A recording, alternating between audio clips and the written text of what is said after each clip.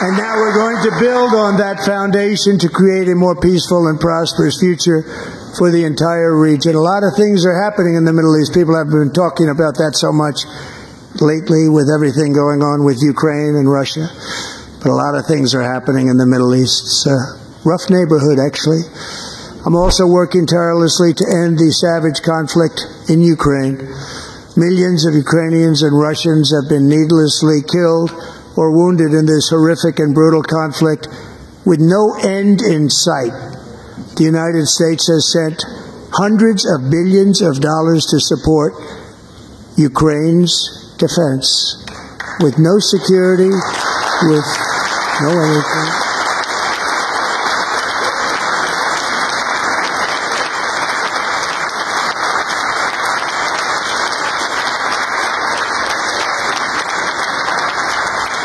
Do you want to keep it going for another 5 years? Yeah, you would say Pocahontas says yes.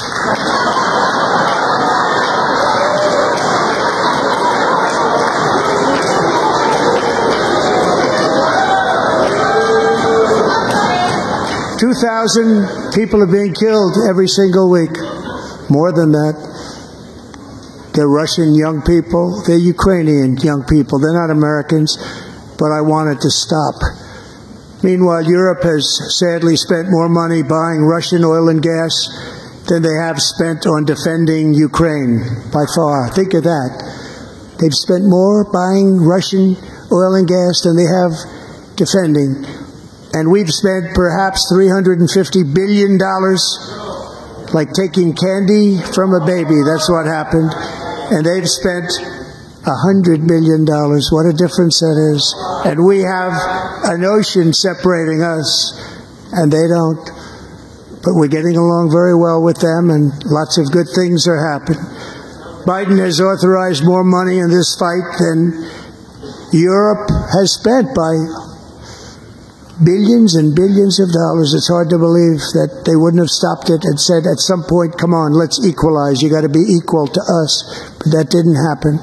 Earlier today, I received an important letter from President Zelensky of Ukraine.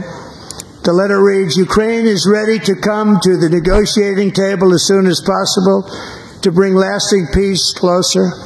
Nobody wants peace more than the Ukrainians, he said. My team and I stand ready to work under President Trump's strong leadership to get a peace that lasts. We do really value how much America has done to help Ukraine maintain its sovereignty and independence. Regarding the agreement on minerals and security, Ukraine is ready to sign it at any time that is convenient for you. I appreciate that he sent this letter, just got it a little while ago. Simultaneously, we've had serious discussions with Russia and have received strong signals that they are ready for peace. Wouldn't that be beautiful? Wouldn't that be beautiful?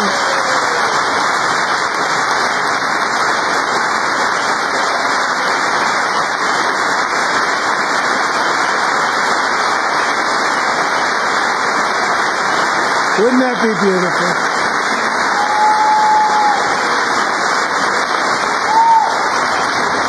It's time to stop this madness. It's time to halt the killing. It's time to end the senseless war.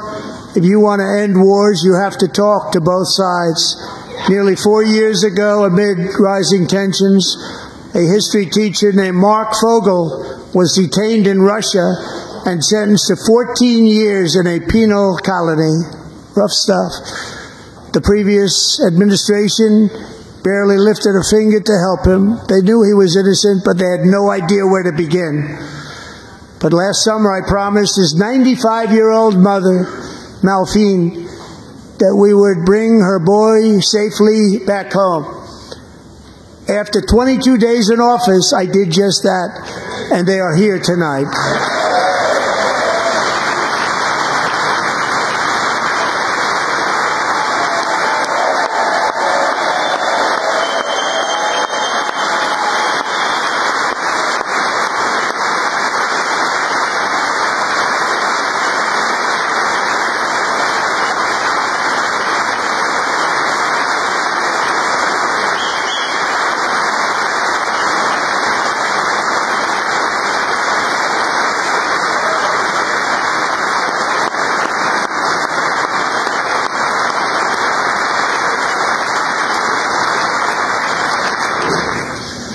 To Mark and his great mom, we are delighted to have you safe and sound and with us.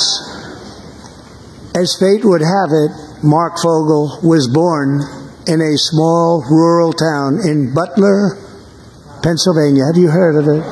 Where his mother has lived for the past 78 years.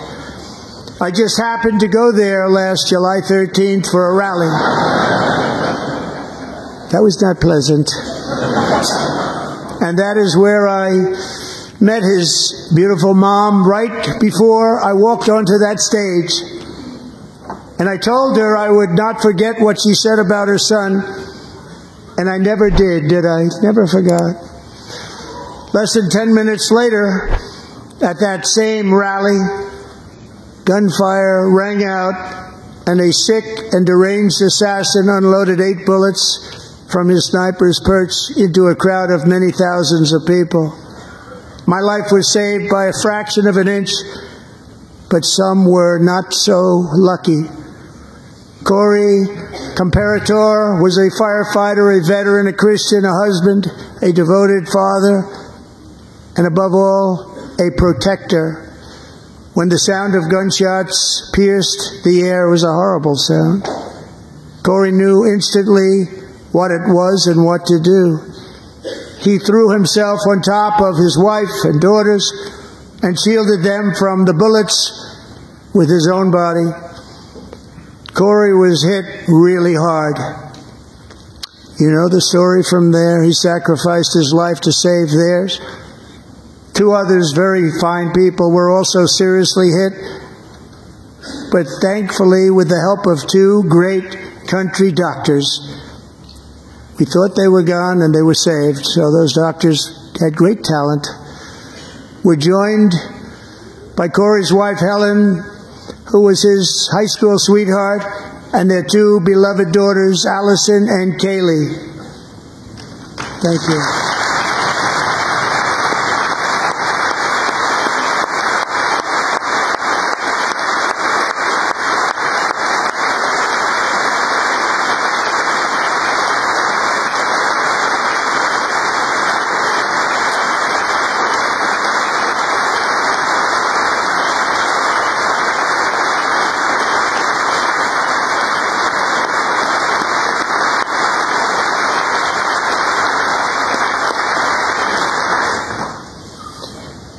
To Helen, Allison, and Kaylee, Corey is looking down on his 3 beautiful ladies right now, and he is cheering you on. He loves you. He is cheering you on.